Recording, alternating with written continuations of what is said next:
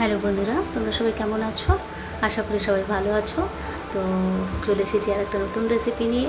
আমার কাছে কিন্তু রেসিপিগুলো নতুন, কারণ আমি খুব বেশি ইউটিউব চ্যানেলে এইসব রেসিপি দেখতে পাই না। তাই আমি তোমাদের কাছে নতুন রেসিপির কথাটাই বলি। কারণ কেউ একজন বলেছে আমাকে যে নতুন রেসিপি মানে এরকম তো আমরা খেয়েছি। তো খেয়েছি, কিন্তু সেটা তো আর শেয়ার হয়নি। তো যাই হোক, ইউটিউব চ্যানেলের থ্রু আমি সেই রেসিপিগুলো শেয়ার করার চেষ্টা করি। হয়তো আছে কেউ শেয়ার করেছিল, বাট আমি দেখিনি বলে আমি এই রেসিপিগুলো আমি শেয়ার করি আমার চ্যানেলে।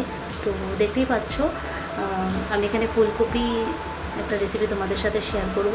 এই জন্য আমি ফুলকপিগুলোকে ছোটো ছোটো করে কেটে নিয়েছি, আর আলু আমি ছোটো ছোটো করে কেটে নিয়েছি। বাইরে প্রচণ্ড বৃষ্টি হচ্ছে। তো মানে ভিডিওটা আমি এডিট করতে গিয়ে সাউন্ড আমি করতে পারছি না, প্রচণ্ড বৃষ্টির আওয়াজ হচ্ছে। তো যাই হোক, এখানে দেখতে পাচ্ছ ফুলকপি আলুর সাথে সাথে আমি 2টো টমেটো আর 4টে কাঁচা লঙ্কা নিয়ে নিয়েছি। আর এখানে ফোড়নের জন্য নিয়ে নিয়েছি একটা শুকনো লঙ্কা আর একটু কালো জিরে, অল্প একটু ফুলকপি। দেখতেই পাচ্ছ। তবে জানো তো, এটা আমি 2 দিন খাবো। মানে 2 দিন প্রায় আমার আর বড় চলে যায়, আর মেয়ে তো একটা টাইম খাবে, রাত্রেবেলা দিকেও খেতে পারে না। স্কুল থেকে এসেও বেশি সবজি খাওয়ার সময় পায় না। যে কোনো একটা মানে ধরো ঝোল আইটেম, আর তারপরে এরকম খাবার খায়। তো এখানে দেখতে পাচ্ছ কড়াইতে তেল গরম করে নিয়েছি, তারপরে কালো জিরে শুকনো লঙ্কা ফোড়ন দিয়ে আমি ফুলকপি আর আলুটা দিয়ে দিয়েছি। এবার এটাকে একটু নাড়াচাড়া করে হালকা করে ভেজে নেব। আর ভাজতে ভাজতে তোমাদেরকে মানে একটা কথা বলতে চাই। সেটা হচ্ছে, মানে আমি কি আমার চ্যানেলে কোনো ভুল হচ্ছে, মানে কেন জানি না। আমার চ্যানেলটা কিন্তু অনেক দিন ধরেই খুলেছি। হ্যাঁ, যদিও ভিডিও আমি খুব একটা শেয়ার করতে পারি না। হয়তো আমি দেখেছি ইউটিউব চ্যানেলে নিজের মানে চ্যানেলটাকে গ্রো করার জন্য কী করতে হয় দেখেছি, যে রোজই ভিডিও আপলোড করতে হয়। এই দিক থেকে হয়তো আমি একটু পিছিয়ে আছি, কারণ আমার পক্ষে সবসময় সম্ভব হয়ে ওঠে না, তবু চেষ্টা করি। কিন্তু তোমাদের যদি এটা ভালো লাগে, শেয়ার করো। তোমরাও যদি একটু পাশে থাকো, তাহলে আমার চ্যানেলটা কিন্তু আরও বেশি মানে ভালোর দিকে গ্রো হবে আর কি, চ্যানেলটা এগোবে।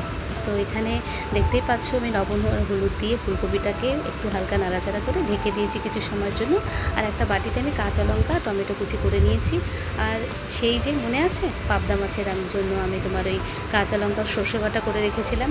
আমি কিন্তু এই বাটাটা বেসিক্যালি করে রাখি, মানে ধরো 2-3টে রেসিপি যাতে হয় এরকম পরিমাণের আমি সর্ষে বাটা করে রাখি। যেহেতু মিক্সচারে করি, কখনো কখনো শিলবাটায় বাটি। তো শিলবাটায় বাটলে কী হয়, যতটুকু দরকার ততটুকু বেটে নেওয়া যায়, সবসময় ইচ্ছে করে না। তো সেই জন্য কী করি, মিক্সারেই বেশিরভাগ পেস্ট করে নিই। খুব কম হয়, একটুখানি মনে হয় যে শিলবাটার মশলা বেটে একটু খাই, তখন হয়তো করি।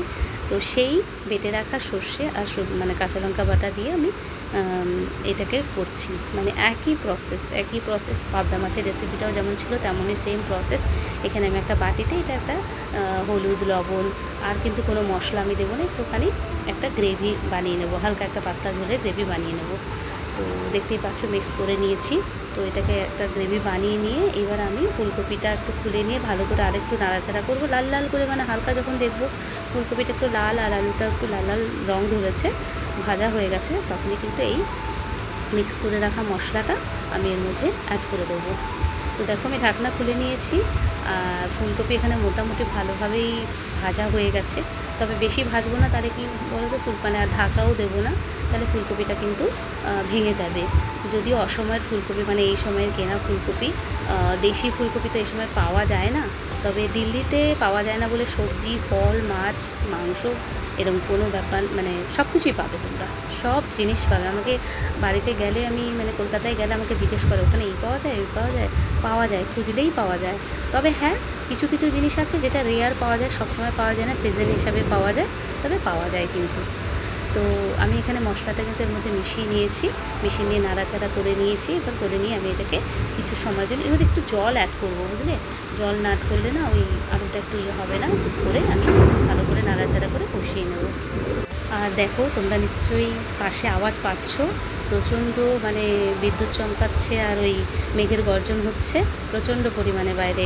আর বৃষ্টি তো তোমায় কী বলবো, মানে চারিদিক কালো অন্ধকার। হঠাৎ করেই কিছু সময় সকাল থেকে একটু মেঘলা মেঘলা, আর এখন তো বর্ষার সময় সামান্য মেঘলা মেঘলা থাকে, রোদ ওঠে, এরকম হয়। আজকে কিন্তু রোদ একবার ওঠেনি ভালোভাবে, সকাল থেকে একটু মেঘলা মেঘলা ছিল। তো হঠাৎ করেই দেখলাম কালো অন্ধকার করে, ব্যাস খুব প্রচণ্ড পরিমাণে বৃষ্টি নেমে বসেছে। আর মেঘের গর্জনের আওয়াজ তোমরা আমার রেকর্ডিংয়ে পাচ্ছই। এটা আমার কন্ট্রোলের বাইরে, এটাকে আমি আটকাতে পারবো না। তো যাই হোক, এখানে আমার ফুলকপি দেখো রেডি হয়ে গেছে।